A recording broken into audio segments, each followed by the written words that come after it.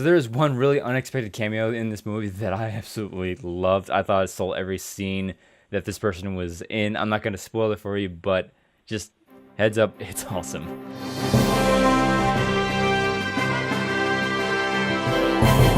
So Kingsman: The Golden Circle is a sequel to Kingsman: The Secret Service, and this time around the Kingsmen lose their headquarters and have to work for their American counterpart, the Statesman, to take on the new baddie, Poppy. One guess as to what kind of organization she runs. Now, I loved the first Kingsman. I was pleasantly surprised with what I got out of that film. It was a nice, fresh take on the spy genre, and I love how over the top it was. So obviously, I was really excited to see the sequel, and coming out of it, I was kind of disappointed. I mean, overall, it's a fine film, but I do have a couple problems with it. I'm going to talk about the action right off the top. Like the last Kingsman, it was entertaining. I love the fight choreography that goes on in this film and how like over the top it is again. But I hear a lot of people saying that how they do a lot of that same camera movement like they did in the church scene in the last film was a little bit too much. That didn't bother me, but what bothered me was the overuse of slow motion. I mean, I don't mind them using that ramping slow motion effect, but it seemed like they used it way too much. Like every punch was in slow motion. There were times where AC got slammed down repeatedly, and every slam was ramped into slow motion. I thought that was just a little too much. I think if they would have dialed that back a bit, it wouldn't have bothered me as much. And speaking of Eggsy, Taron Egerton kills it in this film yet again. He was awesome in the last one. He's awesome in this one. And there are a couple of emotional moments where he gets to really shine in this film, and I thought he did great in those moments as well. Colin Firth has a standout performance as well. I do have a little bit of issue with his storyline, and I thought that there were a couple of times where it's like, really, do we need to be doing this? But what I thought that storyline allowed for was some really good performances and really good moments from Colin Firth. So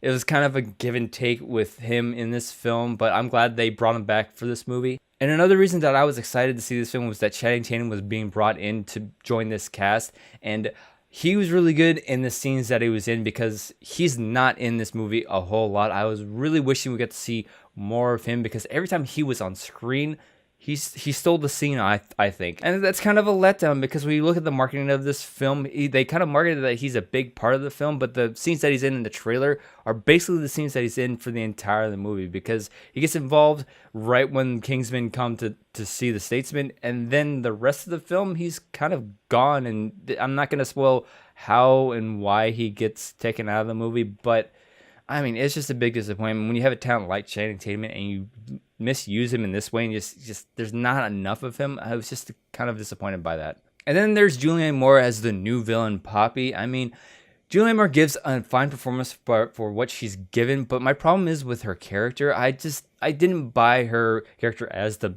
main bad person because throughout the entire film she's given this like bubbly, happy performance, and she never gets like angry, and it's supposed to be like sinister in that way. But I just didn't buy it because I was really wishing that we would have gotten a little bit of vulnerability out of her and have her break character just a little bit, just to get into that mindset of her being the bad person and just not be so like over the top, like happy all the time. And just that little break of that character would have made her a little bit more sinister. Just have her get a little dark at times, because there's moments in this movie where she can get a little sinister, and it would have been great for her to like just get a little bit darker and break that bubbliness, and I would have bought into that, her being the bad guy, more had they done that. And she's not in the film quite as much as she should be. I mean, she's so isolated from all the characters, and she doesn't do much but like just sit around and just talk a lot.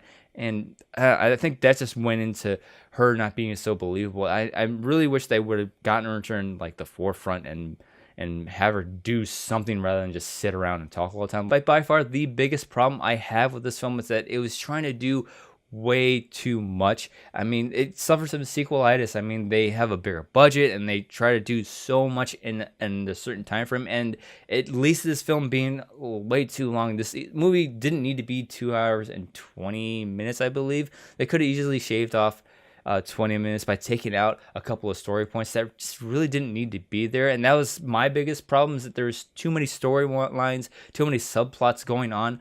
And I think this movie is just an example of less would have definitely meant more. I mean, again, there's just so many storylines. Like you have the storyline with Eggsy, then you have the storyline with Poppy, then you have this weird storyline with the President of the United States that just absolutely didn't need to be there. And had they would have confined it to a couple of stories, it would have benefited, and the runtime would have definitely been a little bit more satisfying. And the editing, God, the editing would have been better. The editing in this movie felt very jumbled, and a couple of scenes felt kind of out of place to me, and that it just leads back to them trying to do too much in this film. So in the end, I think this was a movie where less would have been better. The action is a lot of what they did in the last film, but is still entertaining. I was a little let down, but I still had fun, so I'm giving Kingsman: The Golden Circle 3 out of 5 stars. So now it's your turn. Comment below. Tell me what you thought of Kingsman: The Golden Circle if you saw it. Don't forget to like and share this video, and check out some of my other videos on this channel to stay up to date on all of those. The subscribe button is right there. Thanks as always for watching, and I'll see you in the next video.